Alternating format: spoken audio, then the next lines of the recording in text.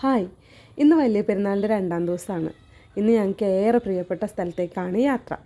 ഉപ്പാൻ്റെ ഉമ്മാനെ കാണണം. അതുപോലെ 3 വർഷം മുൻപ് വരെ ഞങ്ങൾ ഉപ്പാൻ്റെ ഫാമിലി എല്ലാ ആൾക്കാരും പെരുന്നാൾ ആഘോഷിച്ചിരുന്ന ആ വീടുണ്ട്, അങ്ങോട്ടേക്ക് പോകണം.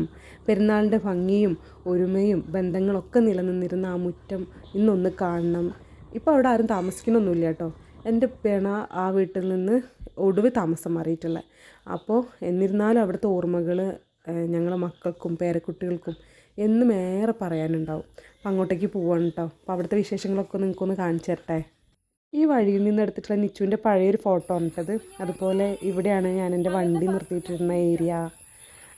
ഈ ഏരിയ എന്ന് പറഞ്ഞിട്ടുണ്ടെങ്കിൽ എനിക്ക് താഴത്തേക്ക് വണ്ടി പോകില്ലായിരുന്നു, വീടിൻ്റെ ഫ്രണ്ടിലേക്ക് വണ്ടിയൊന്നും പോകില്ലായിരുന്നു. അപ്പോൾ ഈ സൈഡിലായിട്ടാണ് ഞാൻ എൻ്റെ വണ്ടി ഇട്ടിട്ടുണ്ടായിരുന്നത്. കണ്ടോ, താഴത്തേക്കുള്ള വഴി ഭയങ്കര ബുദ്ധിമുട്ടായിരുന്നു. സ്കൂട്ടിയൊന്നും താഴത്തേക്ക് അങ്ങനെ ഇറങ്ങൂലായിരുന്നു. അപ്പോൾ ഞാൻ 3 വർഷം മുൻപ് വരെ ഞങ്ങളാണ് കേട്ടോ വീട്ടിൽ താമസിച്ചിട്ടുണ്ടായിരുന്നത്. അപ്പോൾ ജോലിക്കൊക്കെ പോകുന്ന സമയത്ത് ഭയങ്കര ബുദ്ധിമുട്ടായിരുന്നു ഇങ്ങനെ വണ്ടി ഇറക്കി കഴിഞ്ഞാൽ അങ്ങോട്ടേക്ക് കയറാനായിട്ട്. കണ്ടില്ലേ, ഇവിടെയാണ് ഞാൻ വണ്ടി ഇങ്ങനെ സൈഡാക്കിയിട്ടുണ്ടായിരുന്നത്. നമ്മളെ വീട്ടിലേക്ക് ഇറങ്ങുകയാണ് കേട്ടോ. അപ്പോൾ ഇങ്ങനെ നമ്മുടെ തറവാട് വീട്ടിലേക്ക് ഇങ്ങനെ ഇറങ്ങുകയാണ്. ഏകദേശം 100 വർഷത്തിൻ്റെ മീതെ പഴക്കമുണ്ട്. താമസമൊന്നും ഇല്ലാത്തതുകൊണ്ട് വളരെ എന്താ പറയുക, കാടൊക്കെ പിടിച്ച് ഭയങ്കര ഒരു വല്ലാത്തൊരവസ്ഥയിലാണ് വീടിരിക്കുന്നത്. അന്ന് നല്ല വൃത്തിയിൽ കൊണ്ടു നടന്നിരുന്നു കേട്ടോ ഉമ്മമ്മ. വീടും പരിസരമൊക്കെ നല്ല നീറ്റായിട്ട് കൊണ്ടു നടന്നിരുന്നു. കണ്ടോ, ഉങ്ങുമരങ്ങളൊക്കെ ചില്ലൊക്കെ വല്ലാതെ പടർന്ന് വീടിനോട് ചാരിയൊക്കെ എത്തിയിട്ടുണ്ട്. 2 ഉങ്ങുമരം ഉണ്ട് കേട്ടോ മുറ്റത്ത്. വീട് ഇപ്പോൾ ആകെ പൊളിഞ്ഞു പോയിട്ടുണ്ട്. ഇങ്ങനെ ഫ്രണ്ടിൽ നിന്നൊക്കെ ഈ ഒരു രീതിയിലൊക്കെ ആയിട്ടുണ്ട്. വളരെ വിഷമം തോന്നും കാണുമ്പോൾ നമുക്ക്. എത്രങ്ങാനും ആൾക്കാരുണ്ടായിരുന്നൊരു വീടാണെന്നറിയോ. ഉമ്മമ്മക്ക് 13 മക്കളാണ് കേട്ടോ. എൻ്റെ ഉമ്മമ്മക്ക് ഉപ്പ അടക്കം 13 മക്കളാണ്. അങ്ങനെ ഈ ഒരു വീട് ഈ ഒരു സ്ഥിതിയിലാണ് ഇപ്പോൾ ഉള്ളത്. അപ്പോൾ ഞങ്ങൾക്ക് എല്ലാവർക്കും ഈ ഒരു പെരുന്നാളിൻ്റെ സമയത്ത് ഇങ്ങോട്ട് വരാൻ ഭയങ്കര ആഗ്രഹമായിരുന്നു. അങ്ങനെ സിനു ഞാനും കൊച്ചൊക്കെ വന്നിട്ടുണ്ട്. സിനുവിന് ഇവിടുന്ന് നിച്ചുവിൻ്റെ പഴയൊരു ടാഗ് കിട്ടിയിട്ടുണ്ട്, സ്കൂളിലുള്ള ID കാർഡ് കിട്ടിയിട്ടുണ്ട്. അവൾ ഓരോ സാധനങ്ങൾ കുത്തിപ്പോക്കുന്നുണ്ട്. ഇത് ഞങ്ങൾക്ക് റബ്ബർ ഷീറ്റൊക്കെ ഉണക്കാനായിട്ട് ഉമ്മമ്മ ഉണ്ടാക്കിയിട്ടുണ്ടായിരുന്ന ഒരു സംഭവമാണ് കേട്ടത്. പുകയൊക്കെ ഇടാൻ വേണ്ടിയിട്ട് റബ്ബർ ഷീറ്റ് ഉണക്കാൻ നമ്മളെ വീടിൻ്റെ ഉള്ളിലേക്ക് കയറുകയാണേ. കോണിപ്പടിയാണ് വീടിൻ്റെ ഉള്ളിൽ. കുറേ സാധനങ്ങളൊക്കെ ഉണ്ട്, കുറേ ഞങ്ങളൊക്കെ കൊണ്ടുപോയിട്ടുണ്ട്. എന്നാലും കുറച്ച് സാധനങ്ങളൊക്കെ ഇപ്പോഴും വീടിൻ്റെ ഉള്ളിലുണ്ട് കേട്ടോ. വീടൊക്കെ ആകെ പൊളിഞ്ഞിട്ടുണ്ട്, വാതിലൊക്കെ ആകെ പൊളിഞ്ഞ്. ഇതൊരു ഏരിയയാണ്, ഇതൊരു സൈഡിലേക്കുള്ളൊരു റൂം പോലെയുള്ളൊരു സ്ഥലമാണ് ഈ കാണിക്കുന്നത്. പിന്നെ ഇത് നമ്മുടെ മുകളിൽ റൂമുണ്ട്, അതായിരുന്നു കേട്ടോ ഞങ്ങളെ റൂം. മുകളിലാണ് ആയിരുന്നു റൂം. അതുപോലെ ഇത് ഉമ്മമ്മാൻ്റെ റൂമാണ് കേട്ടോ. ഉമ്മമ്മ ഉപയോഗിച്ചിരുന്ന റൂമാണ്. ഇതിൻ്റെ അകത്താണ് ഉമ്മമ്മ കിടക്കുന്നത്, ഓതുന്നത്, ഖുറാനൊക്കെ ഓതുന്നതും.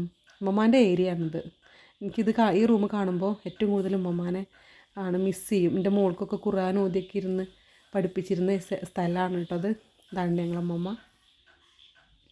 ഈ ഒരു ഏരിയ ഭയങ്കര ഇമ്പോർട്ടൻസ് ആയിരുന്നു ഞങ്ങൾക്ക്. ഇവിടെ ഒരു പത്തായമൊക്കെ ഉണ്ടായിരുന്നു, വലിയൊരു പത്തായമൊന്നും ഇപ്പോഴത്തെ കുട്ടികൾക്ക് അറിയുണ്ടാവില്ല. പക്ഷേ ഈ ഒരു പത്തായവും ഈ ഒരു ഏരിയ എന്നൊക്കെ പറഞ്ഞാൽ ഞങ്ങൾ പെരുന്നാളിനൊക്കെ എല്ലാവരും കൂടുന്ന സമയത്ത് ഏറ്റവും കൂടുതൽ ഉപയോഗിച്ചിരുന്നൊരു ഏരിയയാണിത്. പത്തായത്തിൻ്റെ മുകളിലായിരിക്കും എല്ലാവരുടെ മൊബൈൽ ഫോണും, അതുപോലെ ഫുഡൊക്കെ കൊണ്ടുവന്നൊക്കെ വെക്കും. ഈ ഒരു ഏരിയ ഇത് വേറൊരു റൂമാണ് കേട്ടോ.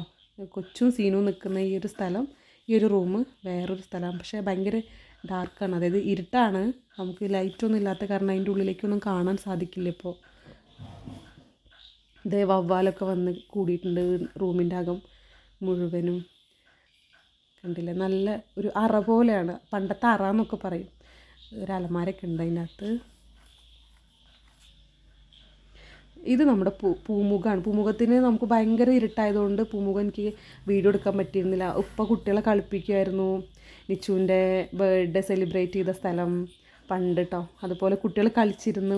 കുട്ടികളൊക്കെ വിരുന്നൊക്കെ വരുന്ന സമയത്തൊക്കെ ചെറിയ മക്കളൊക്കെ കളിക്കാനൊക്കെ വലിയ സ്പേസ് ആയിരുന്നു ആ പൂമുഖത്തിന്.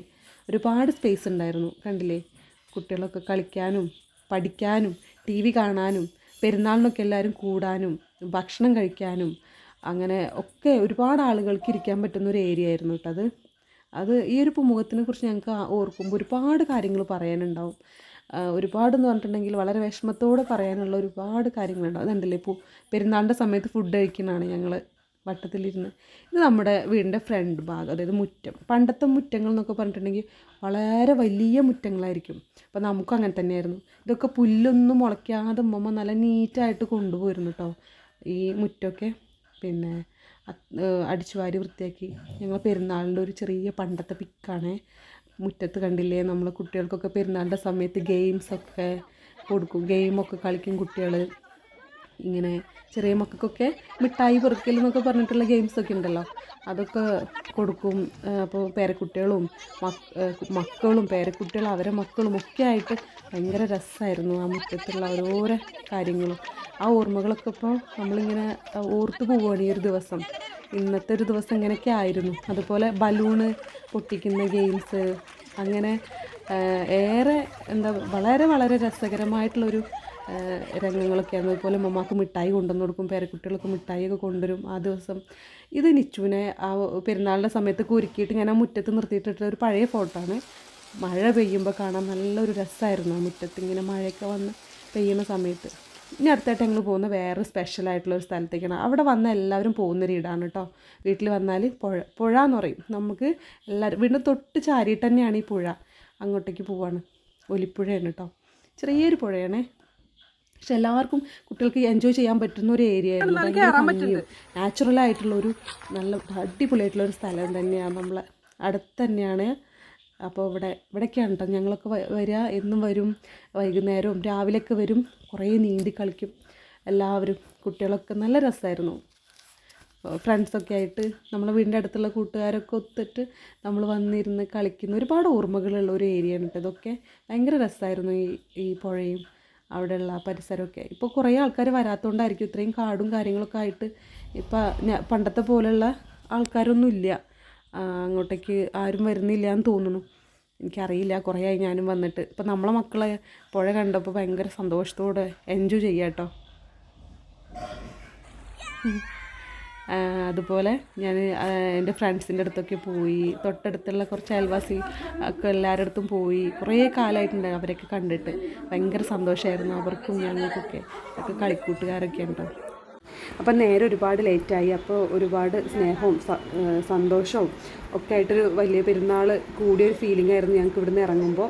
അപ്പോൾ എല്ലാവരെയും കണ്ടു കേട്ടോ. അപ്പോൾ എല്ലാവർക്കും ടാറ്റ പറഞ്ഞ് ഞങ്ങൾ ഇറങ്ങുകയാണ്. അപ്പോൾ ഇതുപോലെ നിങ്ങൾക്ക് എല്ലാവർക്കും ഉണ്ടായിട്ടുണ്ടാവും ഇതുപോലൊരു സമയം. അപ്പോൾ അതൊക്കെ ഓർത്തെടുക്കാൻ ഈ ഒരു ബ്ലോഗ് സഹായിക്കും. അപ്പോൾ പഴയൊരു മൈലാഞ്ചി മൊഞ്ചുള്ള ഒരു പെരുന്നാൾ കൂടി ഓർത്തെടുത്തുകൊണ്ട് എല്ലാവർക്കും ടാറ്റ, ബൈ ബൈ.